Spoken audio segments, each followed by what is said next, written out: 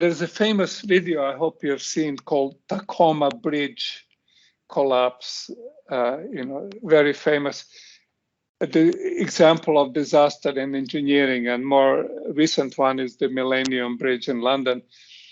Those are examples of where secular terms have not taken care of.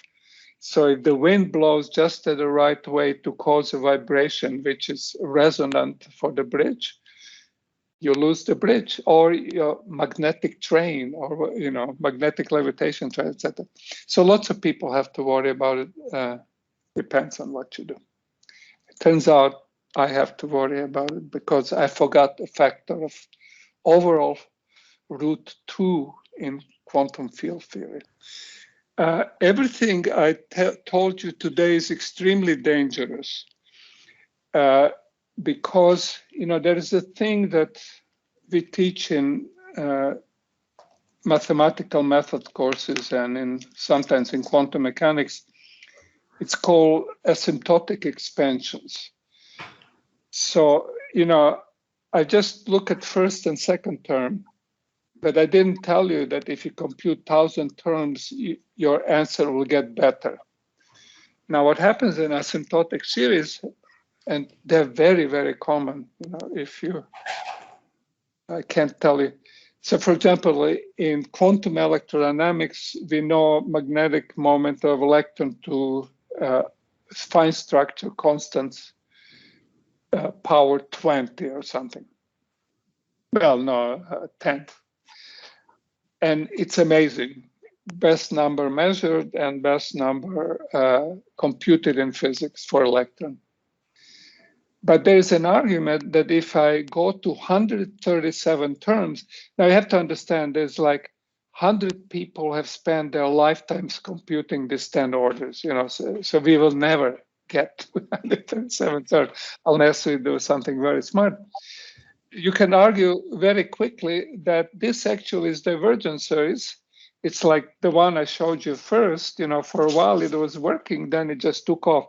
But it takes off not linearly. It takes off combinatorially, which is fast and exponential. It's very hard to control, often impossible to control. So, and then, we do not know. I mean, maybe method is stupid, maybe it works. I claim that perturbation theory converges for quantum electrodynamics, but I cannot prove it, and other people claim it diverges.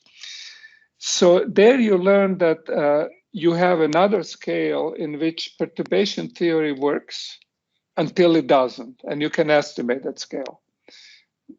So, experience with these things, these are imperfect systems. We only want to know them with precision 1% or 10 to the minus 3. If it's atomic physics, might be much more because quantum mechanics can be very precise, but usually not, right? So this is good enough for government work, but two timing is very scary because it doesn't make any sense. You have an equation where you take derivative with respect to time as well, it's derivative with respect to 2 times. How do I know this is right? Then you go and look at the books where they prove that it works for some range of parameters, etc. And averaging is the same thing.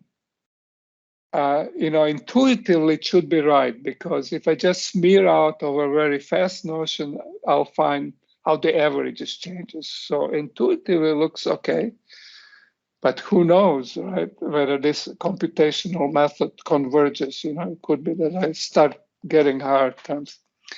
So it's very dangerous if you're a mathematical physicist. It works amazingly well if you're a working person on the street. So don't worry about it. These things work amazingly well until they fail you, and then you'll think about it.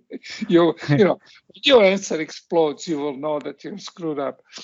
You will rethink it. But they're impressively good considering how non-rigorous they are. You want to know whether the series, this goes back to Cauchy, where the series is absolutely convergent, which means can I put a bound on all terms in a series on their absolute value? Because often they alternate in signs, or they have complex phases, they're complex numbers, the series, or they're even, in many dimensions. So if you can show that their magnitude is absolutely convergent, meaning as you add more terms, the residual term, your estimate of the residue of the series remainder that you haven't taken account, if you can bind it and you can show that that's going, faster than a power, then you're okay, until you get to the radius of convergence where you have to think again, and then, complex analysis is very useful. So then it turns out that lots of series that you care about, you look at them, they're not absolutely convergent, but if you keep the signs, they add up. So any elementary book on analysis will give you examples where alternating series converges, but if you put signs on the terms, then that diverges like logarithm of number of terms or something. So then it turns out that 20 people spent between 100 to 1,000 man years full time, working 8 hours a week, 5 days a week to compute the strength of magnetic field of electron. And we have no way of knowing with present terms where that series is going to converge, but it's amazingly convergent for the first terms that we have computed. So that's real life situations. They're things that we do not know whether quantum field theory makes sense, because mathematicians have not vigorously proven that our observables are convergent. But being working people, we compute, we compare, and it's amazing. Fortunately, we physicists, engineers, scientists don't have to worry about that. It's not our problem. It's good enough for what we are doing. Complex analysis is very, very helpful. We probably will do very little in this course. It's amazingly powerful, but tells you that you can define series with negative powers, and you can define lots of series in complex plane, which as real numbers would worry you a lot. So there are lots of tools which we will not discuss here, but that's why, it takes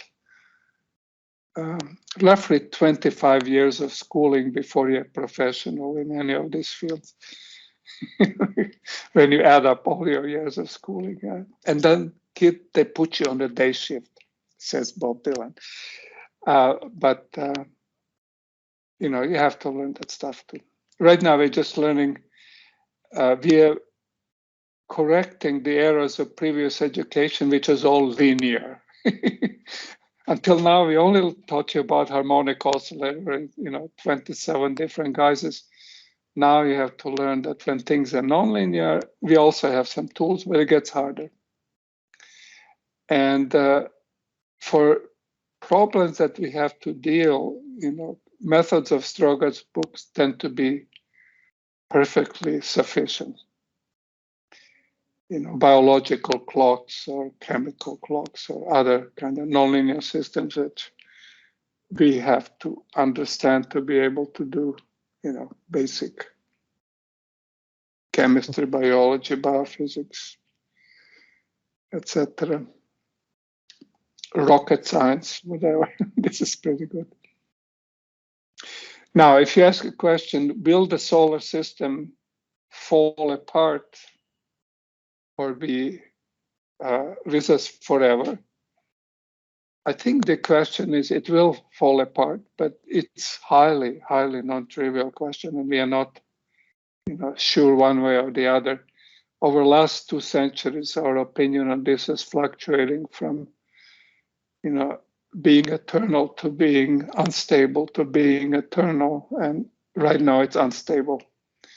We went through at least 2 cycles, starting with Laplace, through Poincaré, through Kolmogorov, Moser, Arnold, to what modern simulations of solar system that go, 10 billion years ahead tell us is going to happen. there will be no time within your human lifespan in which you will run out of problems to think about.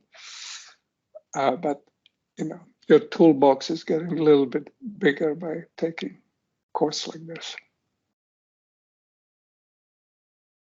Thank you. Yeah. If it's any consolation, I keep learning all the time myself new methods. It's not like I've run out of methods. Well, who knows? Maybe the whole solar system is a PhD thesis from a scientist from another universe. Well, we're just a bag of water with some heavy atoms thrown in. So it's amazing we can do anything at all. So yes, I mean, a being with intelligence opposed to us can do God knows what. But this is not to be covered in this course. Yeah. Yes, I mean, over the beer, yes.